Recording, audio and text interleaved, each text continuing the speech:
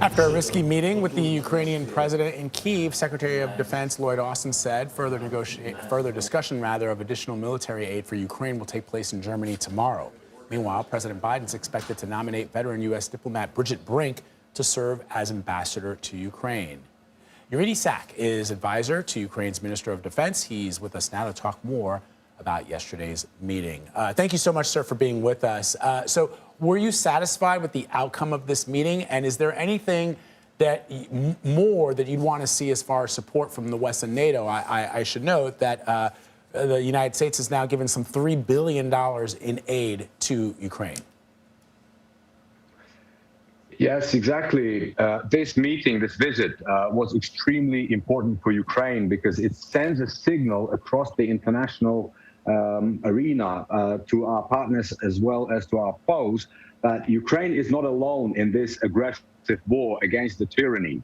And we are very thankful to the Secretary of State, Antony Blinken, and the Secretary of Defense, Mr. Austin, for their visit, because important issues were discussed during that visit, issues which concern Ukraine's capabilities to defend itself, Ukraine's capabilities to defeat the enemy. And of course, this is a dialogue that began a long time ago, and Ukraine has been receiving important military assistance from the US for a while now. And we are convinced that visits such as this one will facilitate even more military assistance to Ukraine, which is now important and very badly needed, because we are at the stage of this war when we have seen awful war crimes committed. We have seen Ukrainian cities literally obliterated by air bombardments, which is why we need heavy artillery, we need long-range missiles, we need combat aircraft, we need tanks. And we have already begun receiving heavy artillery,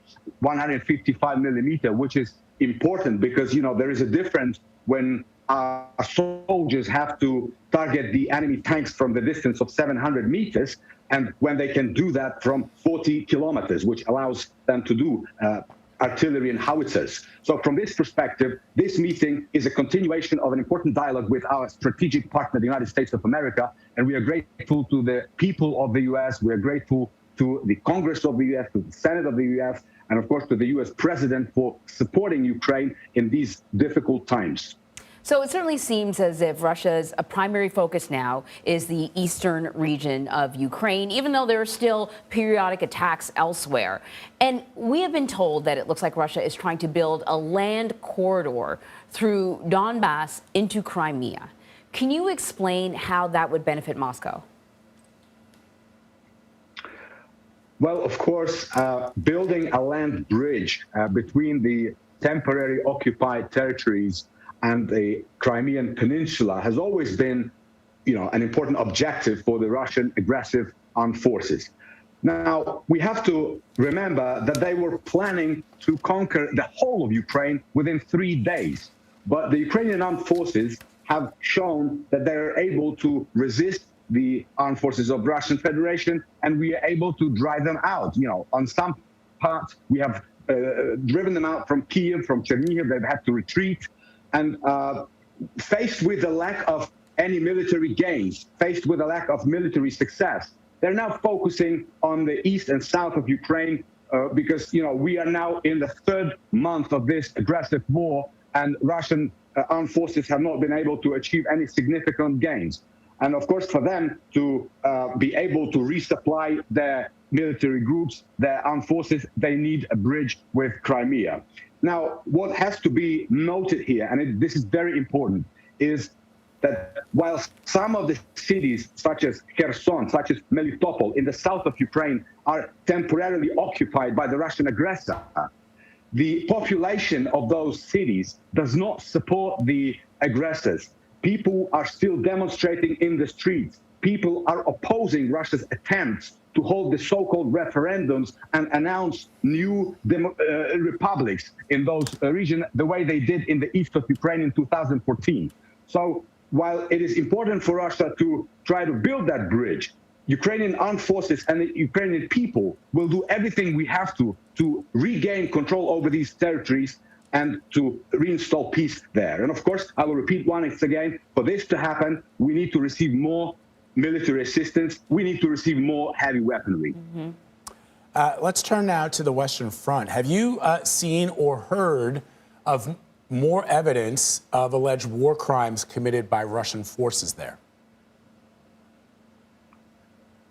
Well, unfortunately, we are discovering new evidences of war crimes committed by the Russian armed forces on our land every day.